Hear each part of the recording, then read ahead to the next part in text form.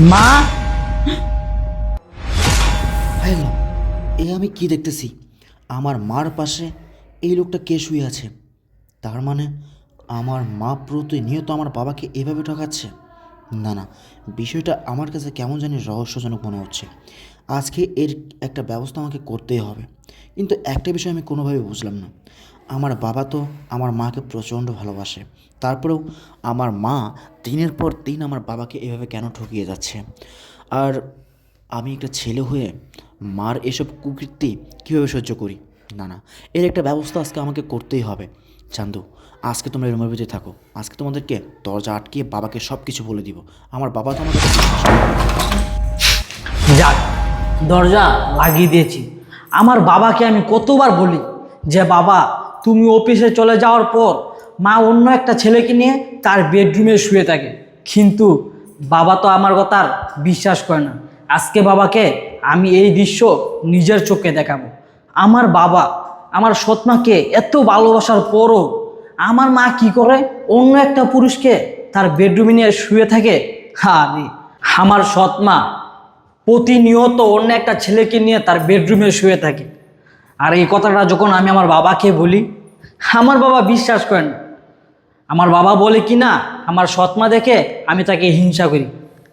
বাবা, তুমি তো জানো না, তুমি অফিসে যাওয়ার পর মা অন্য একটা ছেলেকে নিয়ে বেডরুমে অনেক খারাপ কাজ করে। আর এটা আমি ছেলে হয়ে আজ নিজের চোখে দেখলাম। যাক, এত কথা বলার লাভ নেই। আমার সৎমা আমার বাবাকে প্রতিনিয়ত ঠকাচ্ছে। আমি থাকতে এই সুযোগ আর আমার সৎমাকে দিব না। আমার বাবাকে একটা কল দিই এখন।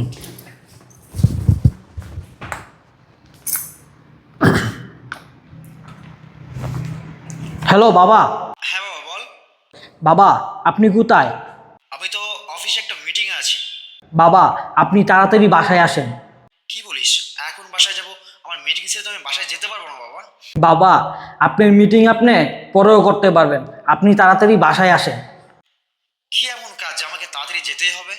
বাবা, মোবাইলে তো আর সব কিছু বলার কোনো দরকার নেই। আপনি বাসায় আসলে দেখতে পারবেন আপনার কি কাজ এটা। ওকে, ঠিক আছে, আমি মিটিংটা শেষ করে বাসায় আসতেছি। হ্যাঁ, ওকে, আচ্ছা, আপনি তাড়াতাড়ি আসেন। ওকে। আপনি অনেক খেলছেন, এবার যা খেলার আমি খেলবো। Uncle, uncle. হ্যাঁ, কি হয়েছে বাবা, বলো। আচ্ছা আঙ্কেল, আমার মা যে অন্য একটা ছেলেকে নিয়ে তার বেডরুমে শুয়ে থাকে, সেই বিষয়টা কি আপনি কখনো দেখেননি? আপনি কেন আমার বাবাকে সেই বিষয়টা বলেন না? হ্যাঁ বাবা, তুমি যা বলেছ সবই আমি জানি। আমি অনেকবার ম্যাডামকে দেখেছি বাইরে থেকে ছেলে এনে সে রুমে নিয়ে যায়। কিন্তু কি করব বলো, আমিও তো এবারে কাজের লোক।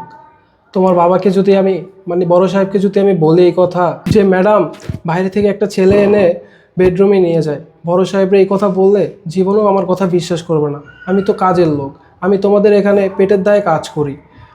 আমি যদি এই কথা বলি, আমাকে বড় সাহেব বিশ্বাস না করে ঘাড় ধাক্কা দিয়ে বের করে দিবে। এই জন্যই বড় সাহেবকে এগুলো কিছু বলিনি। আর তোমাকেও বলতে চেয়েছিলাম, ভাবলাম তুমি কি থেকে না কি ভেবে ফেলো, তাই তোমাকেও বলা হয়নি। তুমি আজকে এই কথাগুলো তুললে, তাই তোমাকে এই কথাগুলো বললাম আমি। আর আমি দেখেছি বড় সাহেব ম্যাডামকে অনেক ভালোবাসে, কিন্তু ম্যাডাম যে কি থেকে কি করে, প্রতিনিয়ত ম্যাডাম বাইরে থেকে লোক এনে বেডরুমে নিয়ে যায়। আমি দেখি, কিন্তু কিছু বলার নেই আমার। থাক আঙ্কেল, আপনাকে আর কিছু বলতে হবে না। যা বলার আমিই বলবো না আমার বাবাকে। যান আঙ্কেল, আপনি গিয়ে আপনার কাজ করেন। আচ্ছা বাবা, তাহলে আমি গেলাম।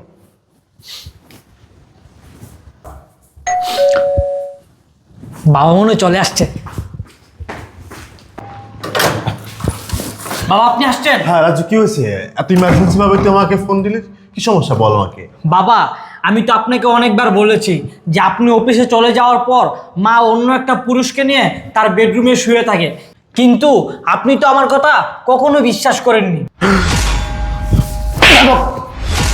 এই তুই কি বললি? ওই রে তোর মা, আর তোর মাকে নিয়ে আমার সামনে তুই নোংরা কথা বলতেছিস? তুই কি একবার ভাবে দেখছস তুই কি বলতেছিস? এই হতে পারে সেটা তোর সৎ মা। আমি জানি তোর সৎ মা বিলে তুই বাসার থেকে বের করে দিতে চাস, তাই না? আমি কি বুঝি না? আমি সব কিছুই বুঝি। কারণ তুই যে কাজগুলো করিস না, হ্যাঁ, তুই যে বেদবিগুলো করিস না, তোর মা এগুলো দেখে, তোকে নিষেধ করে, তোকে ভালো করার কথা বলে। এই জন্যই তুই চাস তোর মাকে ঘাড় ধাক্কা দিয়ে না আমার বাসা থেকে বের করে দিতি। হ্যাঁ, তুই কি মনে করছিস আমি বুঝি না? আর তোর কত বড় সাহস, আমি যখন মিটিংয়ে ছিলাম তখন তুই কল দিয়ে আমাকে বাসায় ডেকে আনছিস। বাবা, আপনি আমাকে একটা চর মারছেন, তাতে আমার কোনো দুঃখ নাই। আপনি আমাকে আরও 10টা চর মারেন, তাও আমি বলবো বাবা, আপনি অফিসে চলে যাওয়ার পর মা অন্য একটা পুরুষকে নিয়ে তার বেডরুমে শুয়ে থাকে। আর বাবা, আপনি কি বললেন? আমার সৎমা বলে আমি দেখতে পারি না তাকে? বাবা, আপনি কি ভুলে গেছেন সেই আগের দিনের কথা? আমার মা মারা যাওয়ার পর আমি আপনাকে বলছি যে বাবা, আপনি আরেকটা বিয়ে করেন, আমাকে মা এনে দেন, আমাকে মা এনে দেন। আর বাবা, সেই মার নামেই আমি মিথ্যা অপবাদ দিব, আপনি কিভাবে ভাবতে পারলেন? আর বাবা, একটা ছেলে কখনো চাইবে না যে তার মার নামে মিথ্যা অপবাদ দেওয়ার জন্য। চুপ থাকবি তুই? চুপ থাক, তোর একটা কথা আমি আর শুনতে চাই না। কারণ তোর এই কথাগুলো না আমার কানে বাড়ি দিচ্ছে প্রতিনিয়ত। আমি না কখনো ভাবতে পারিনি আমার সন্তান আমার স্ত্রীকে নিয়ে এ ধরনের বাজে কথা আমাকে শোনাবে। আমার মনে হচ্ছে এই কথাটা শোনার আগে আল্লাহ তুমি আমাকে নিয়ে যাওনি কেন? কারণ কোনো পিতা না সহ্য করতে পারবে না তারই সন্তান তার মাকে নিয়ে এত বড় বাজে কথা শোনাবে। বাবা, আপনি হয়তো ভাবছেন যে আমি আমার মার নামে মিথ্যা অপবাদ দিচ্ছি, কিন্তু আপনি যখন আপনার নিজের চোখে সেই দৃশ্যগুলো দেখবেন না, তখন আপনি নিজেকে কিভাবে বুঝ দিবেন? বাবা থাক, এত কথা বলার দরকার নেই। আমি আপনাকে আপনার নিজের চোখে দেখাবো। আসেন আমার সাথে, আসেন আপনি। নেন বাবা, এই দরজাটা আপনি খুলেন। এই দরজা খোলার পর না বাবা, আপনি চোখের সামনে থেকে কালো পর্দাটা সরে যাবে। আমি কি খুলবো? তুই যখন তোর মাকে নিয়ে এত কথা তুই আমাকে শোনাতে পারছিস, দরজাটা তুই খুলতে পারবি। তোর নিজ হাতে না তুই তো দরজাটা খোল। আমি দেখতে চাই তুই তোর নিজ চোখে কি দেখছিস। ঠিক আছে বাবা, আমি খুলছি দরজাটা। খোল।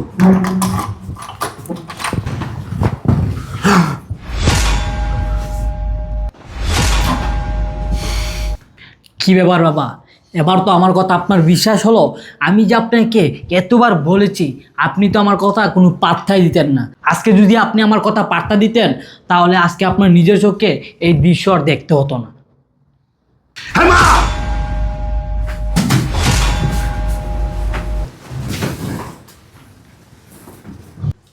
আরে তুমি তুমি এখানে কিভাবে? হ্যাঁ হ্যাঁ আমি, হ্যাঁ আমি। আরে এদিকে কে ছিলে? বল! এই দাঁড়া! এই, তুই জানলি সিগারেট লাগাতে? কত বড় সাহস! কি রে, কি রে, এই ছেলে কে? তুমি বিশ্বাস করো, বল। ও শুধু আমার কাজের জন্য আসছিল। আমি ওর সাথে কাজের বিষয় নিয়ে কথা বলছিলাম। ও আচ্ছা আচ্ছা, তোমার কাজ যে এখনকার সময় যে বেডরুমে তোমার বিছানায় হয়, এটা তো আমি তো ভুলেই গিয়েছিলাম। আমি তো ভুলেই গিয়েছিলাম যে আমার স্ত্রীর এখন কাজ বেডরুমে বাইরের ছেলেকে নিয়ে একান্ত সময় কাটানো। এটা আমি ভুলেই গিয়েছিলাম যে আমি যখন অফিসে চলে যাই তখন আমার স্ত্রীর কাজ থাকে তার বেডরুমে বাইরের থেকে ছেলে এনে সময় কাটানো। এটাই কি তোমার কাজ? তুমি তুমি একবারের জন্য আমার কথাটা শোনো। আরে তুমি একটু রিল্যাক্স হও। এই তুমি একটু বসো, আমি তোমাকে বুঝাই বলছি। গায়ে হাত দিবি না, তুই গায়ে হাত দিবি না, তোর ওই নোংরা হাত আমার গায়ে দিবি না। তুই কি মনে করছিস? তুই কি মনে করেছিস যে আমি কোনো কিছু জানি না? হ্যাঁ আমি জানি। আমার ছেলে না কখনো মিথ্যে কথা বলতে পারে না। আমার ছেলে এর আগে অনেকবার বলেছে যে বাবা, মা অন্য একটা ছেলেকে নেই, তুমি অফিসে যাওয়ার পরে বেডরুমে একান্ত সময় কাটাই। আমি কখনো না বিশ্বাস করিনি, কারণ তোমার প্রতি না আমার ভালোবাসা ছিল। তোমাকে আমি অগাধ ভালোবাসতাম, আর তুমি সেই ভালোবাসার আজকে এই পরিণতি দেখালে। এই এই তোর কত বড় সাহস! তুমি তোর একবার শোনো আমার কথা, একবার গায়ে just টাচ করবি না। আমি তোমার বউ। আমি তোমাকে টাচ করবো না, কারে টাচ করবো? তুমি, আমি বলছি তো, তুমি একটু বসো, বসে আমার কথাটা তো শোনো। আমার আমাকে কথা বলতে দে। আমি তোকে বলছি না একবার, তুই তো ওই নোংরা হাত আমার শরীরে লাগাবি না। তারপরে কেন তুই তোর ওই নোংরা হাত আমার শরীরে দিচ্ছিস? এই, তুই আমাকে কি মনে করিস আমি নোংরা? আমি কি অপবিত্র? তোর তো লজ্জা থাকা উচিত যে তোর স্বামী থাকার পরেও তুই পয় পুরুষ নিয়ে তুই তোর বিছানায় সময় কাটাস। এই, তোর লজ্জা লাগলো না? আমি তো তোকে বিয়ে করতে চাইছিলাম না। আমি তো চাইছিলাম না যে আমার এই স্থানে আমি আর অন্য কোনো মেয়েকে বসাই। তুই তো যাই নিয়ে শুনে তো আমাকে বিয়ে করেছিলি। তুই তো জানতিস যে আমার একটা ছেলে আছে, তুই তো জানতিস যে আমার একটা স্ত্রী ছিল। আমার স্ত্রী ব্রেন স্ট্রোক করে সে মারা যায়। আমি শুধু তোকে বিয়ে করেছিলাম শুধুমাত্র আমার এই ছেলের জন্য। আমার এই ছেলের অনুরোধ করেছিল আমাকে তোকে বিয়ে করার জন্য, তাই আমি তোকে বিয়ে করেছিলাম। আর হ্যাঁ, বিয়ে করেছিলাম তোর বাবার মুখের দিকে তাকিয়ে তোকে আমি বিয়ে করেছিলাম। তুই একটা অসহায় পরিবারের মেয়ে তুই, আর সেই পরিবার থেকে তোকে বিয়ে করে এনে আমি আমার এই এত বড় ফ্ল্যাটে আমি জায়গা দিয়েছি। আর এই জায়গা পেয়ে তুই তোর অতীত ভুলে গিয়েছিস। আর এই জায়গা পেয়ে তুই তোর স্বামীকে দিন দুপুরে নিয়ে তো তুই এভাবে ঠকাচ্ছিস। এই মেয়ে, তোর তো বোঝা উচিত যে আমি হতে পারি আগে বিবাহিত একটা ছেলে, তারপরেও তোর মতো একটা মেয়েকে যে আমি বিয়ে করে যে আমার স্ত্রীর মর্যাদা তোকে দিয়েছি, এটাই তো অনেক বড় ছিল। আর তুই কি করলি? সেই মর্যাদা। বাবা একটু কথা শোনো, আমাকে এত কথা শোনায় না প্লিজ, আমার কথাটা তো শোনো। তুমি খালি খালি আমাকে সন্দেহ করতেছো। ওই মানুষটা তুমি জিজ্ঞেস করে দেখো ও কি জন্য আসছিল, কি কারণে আসছিল। ওর সাথে আমার কোনো খারাপ সম্পর্ক নেই। তুমি বিশ্বাস করো, আমি তোমার পায়ে ধরি, তুমি বিশ্বাস করো। আমার একটা কথা শোনো, তুমি খালি খালি আমাকে সন্দেহ করতেছো কেন বলো? চুপ, তুই কোনো কথা বলবি না। তোর জায়গা না আমার পায়েও নাই। এই, তোরে কি আমি কোনো ভালোবাসা কমতি দিয়েছিলাম রে? তোরেও তো আমি তো ভালোবাসতাম। তোকে তো আমি কোনো অংশে ভালোবাসা কমতি রাখি নাই। আমি কি তোকে ভালোবাসতাম না? আমি তোরে কি ভালোবাসতাম না? আমি তোকে ভালোবাসতাম। আর সেই ভালোবাসাটা না তুই না এক সেকেন্ডে সেটা নষ্ট করে দিয়েছিস। যেমন একটা কাঁচের গ্লাস হাতের থেকে পড়ে যায়, যখন ভেঙে যায় না, তখন ওই কাঁচের গ্লাসটা না আর জোড়া লাগানো যায় না। আর তেমনটা না আমার জীবনটা এখন তুই আবারও ভেঙে দিলি। আমার স্ত্রী যে ছিল আগে, সে কখনো না আমার কথার অবর্তনে কোনো কিছুই করতো না। আমার চোখের দিকে তাকায় কখনো সে কথা বলতো না। সে আমাকে ছাড়া না অন্য কোনো পুরুষের দিকে তাকাতো না। আর তুই একমাত্র নারী যে আমার মতো একটা ছেলেকে পাওয়ার পরেও তুই এরকম একটা পয় পুরুষ নিয়ে তুই আমার বিছানায় আমার বাসায় সময় কাটাইস। আমি কি তোকে ভালোবাসতাম না? বল, আমি তো তোকে ভালোবাসতাম। আমি কখনো না বিশ্বাস করতে পারি না। আরে ছেলে, তোর কত বড় সাহস! তোর কত বড় সাহস! তুই আমার বাসায় এসে আমার বিছানায় আমার স্ত্রীর সাথে সময় কাটাইস। আমার এখন মনটাই চাচ্ছে তোকে না এই দুনিয়ার থেকে সরাই দিতে। কিন্তু তোর মতন ডাস্টবিনের ময়লাকে মেরে না আমি আর জেলে যাইতে চাই না।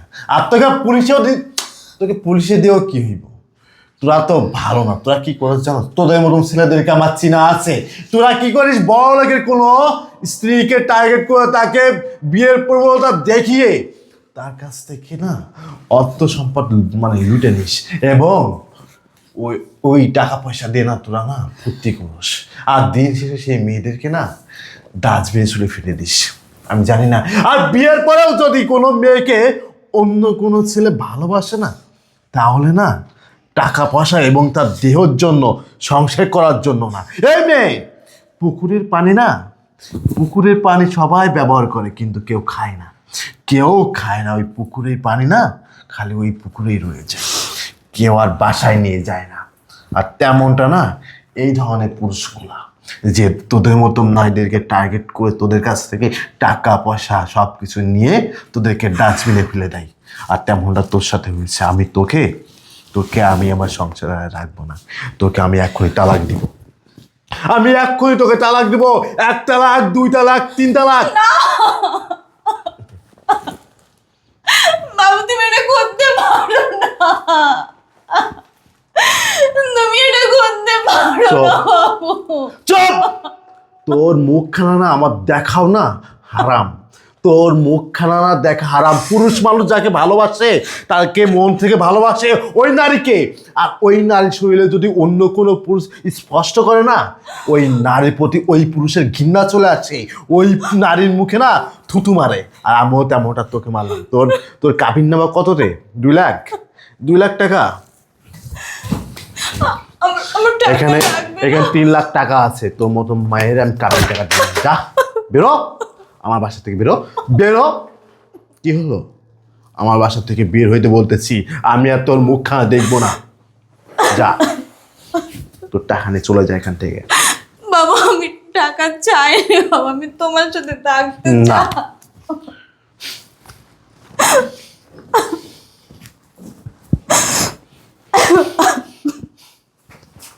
তোর মতো মেয়েকে দিয়ে না সংসার হয় না। যে নারী ঘরে পুরুষ থাকার পরে অন্য পুরুষ নিয়ে বিছানায় সময় কাটায়, সে নারী দিয়ে কখনো সংসার হয় না। সে নারী না ডাস্টবিনের নোংরা।